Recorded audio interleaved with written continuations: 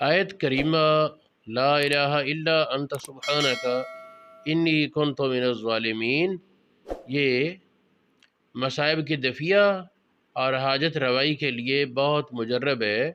اس کے بارے میں عام طور پر یہ 40 بار روزانہ پڑھ لینی کافی ہے۔ علماء نے بیان کیا کہ روزانہ عشاء کی نماز کے بعد سجدے میں یہ 40 بار پڑھ کر سر اٹھایا جائے تو جس نیت سے انسان اس کا اہتمام اور التزام کرے گا، اللہ پاک وہ کام پورا کر دیتا ہے۔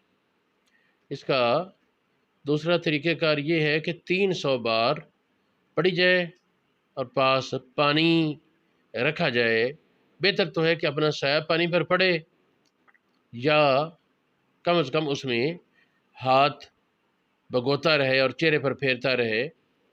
اس میں تسخیر اور مدد کا ایک بہت بڑا راز ہے۔